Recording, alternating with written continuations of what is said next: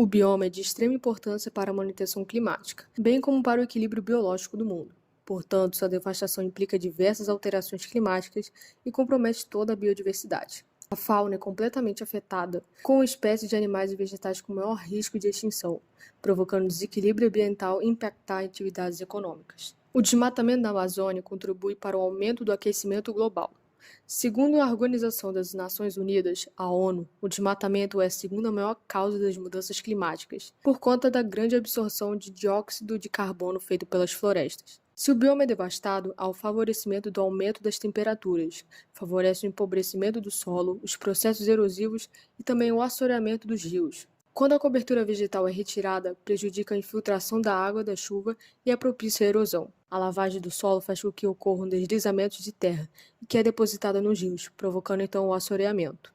Já as queimadas ocorrem 3 tipos: renovação do pasto, desmatar grandes áreas e fogo em áreas já desmatadas. Inicialmente, as cinzas das queimadas são transportadas pelos ventos que atingem a região norte, no sentido leste-oeste, vindos do Oceano Atlântico. Essas cinzas vão em direção à Cordilheira dos Andes e, ao encontrarem essa formação geológica, retornam para o continente, no sentido norte-sul. Tais ações fazem com que as chuvas que caem no centro-sul brasileiro sejam carregadas de material tóxico proveniente das queimadas na Amazônia. Segundo o Instituto Nacional de Pesquisas Espaciais, INPE, o bioma amazônico é o que mais possui focos de queimadas no Brasil. Essa horrível liderança pode ser explicada pela extensão territorial do bioma, o maior do país, pelas riquezas naturais que atraem inúmeros fazendeiros, agricultores, madeireiros e garimpeiros, além da frágil fiscalização ambiental brasileira, com poucos fiscais nos órgãos ambientais para o enorme espaço. A caatinga vem sendo desmatada sobremaneira ao longo dos últimos anos. De acordo com o Ministério do Meio Ambiente, cerca de 42% da cobertura original da caatinga já sofreu algum tipo de alteração antrópica. Esse dado indica que o bioma apresenta graves problemas de degradação ambiental. A vegetação desse domínio natural possui um alto poder calorífico, sendo bastante adequada para a utilização como lenha. Essa característica, associada à grande necessidade energética de uma região que sofre com a falta de investimentos e de presença do Estado, é a principal causa do desmatamento da caatinga. Existem indícios ainda não comprovados de que a caatinga possa ser mais eficiente na absorção de gás carbônico na atmosfera do que as florestas tropicais. Haja vista que essas últimas produzem uma quantidade de CO2 mais ou menos equivalente ao que absorvem. Desertificação é outro ponto importante. Sabe-se que nas regiões de clima mais quente e com pouca precipitação, o que se verifica em algumas das áreas ocupadas por esse bioma, a tendência de desertificação é alta em virtude da desidratação dos solos ocasionada pelo elevado índice de evaporação. Com a remoção da vegetação, o problema é intensificado, além de tornar os solos mais expostos e, por isso, altamente propensos a erosões e outros problemas ambientais, como a salinização, em especial a derrubada de árvores e arbustos para a produção de lenha e carvão vegetal. No mais, a pecuária extensiva, a prática de queimadas e a expansão das atividades produtivas humanas são outros fatores que contribuem diretamente para a degradação da caatinga. O processo de desmatamento do Cerrado consolidou-se ao longo da segunda metade do século XX, graças aos avanços da agropecuária para o interior do país nesse período.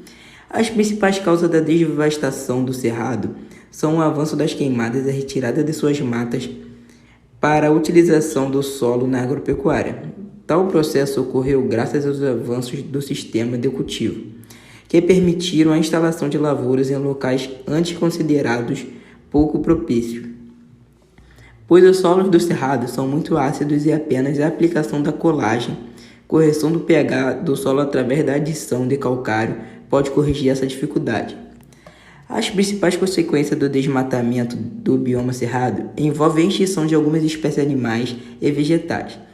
Com a perda da biodiversidade, além do impacto gerado sobre o leito de muito rio importante para o país, a exemplo do São Francisco, que passará a contar com cada vez menos nascentes. Outro efeito é a degradação de outros domínios naturais que dependem direta e indiretamente do bioma cerrado, o que inclui, principalmente, o Pantanal Mato Grossense. As principais ameaças também à biodiversidade do cerrado estão relacionadas às duas atividades econômicas: a monocultura intensiva de grãos e a pecuária extensiva de baixa tecnologia. O uso de técnicas de aproveitamento intensivo dos solos tem provocado há anos o esgotamento dos recursos locais. A utilização indiscriminada de agrotóxicos e fertilizantes tem contaminado também o solo e a água. 60% da área total é destinada à pecuária e 6% aos grãos, principalmente soja. De fato, cerca de 80% do cerrado já foi modificado pelo homem, por causa da expansão agropecuária urbana e a construção de estrada. Aproximadamente 40% conserva parcialmente suas características iniciais, e outros 40% já perderam totalmente. Somente 19,15% corresponde às áreas nas quais a vegetação original ainda está em bom estado. Explorado desde a época da colonização pela extração do pau-brasil e depois pelo cultivo de monoculturas como café e cana-de-açúcar, a Mata Atlântica se reduz hoje a apenas 7% da sua cobertura original. Com isso, cerca de 261 espécies de mamíferos, 1.020 de pássaros, 197 espécies de répteis, 340 de anfíbios, 350 de peixes e cerca de 20.000 espécies vegetais estão seriamente ameaçadas. Sem contar que a grande maioria dessas espécies são endêmicas, ou seja, só existem aqui. No último levantamento realizado pelo INPE, Instituto Nacional de Pesquisas Especiais, em parceria com o GSOS Mata Atlântica, que abrangeu 60% do bioma, foi constatado que, mesmo com a diminuição de 61% do ritmo de desfloreamento, as áreas degradadas somam 95 e 66 mil hectares. Destes, 73.561 estão concentrados em Santa Catarina e Paraná, trazendo diversos problemas não só ao meio ambiente, mas também ao homem. Vale lembrar que o desmatamento é uma das principais causas de desertificação, processo de transformação de terras férteis em terras inférteis, que vem afetando seriamente o sul do país. As atividades econômicas desenvolvidas na região do Pampa, ou seja, a agricultura e pecuária marcadas pela expansão das pastagens e dos campos do cultivo, são as principais responsáveis pelo desmatamento e degradação desse bioma. Desaparecimento de espécies nativas, aumento do processo de arenização do solo, bem como a invasão de espécies levam ao desequilíbrio do ecossistema. Além disso, muitos animais estão em risco de extinção. O Pampa é o bioma brasileiro que proporcionalmente mais perdeu vegetação nativa nas últimas 3 décadas. Dados apontam que o Pampa perdeu 2,5 milhões de hectares de área verde nativa entre 1985 e 2020, um acréscimo de 21,4%. A substituição da formação campestre pela agricultura favorece a perda da biodiversidade e liberação de carbono na atmosfera, contribuindo para o efeito estufa. Mas é também um desvio de uma vocação econômica natural do Pampa. Ao contrário da Amazônia ou do Cerrado, onde é preciso desmatar para criar gado, no Pampa a vegetação nativa é um pasto natural, o que permite que o pecuário se desenvolva preservando a paisagem. Parte do desenvolvimento é causado pelas queimadas.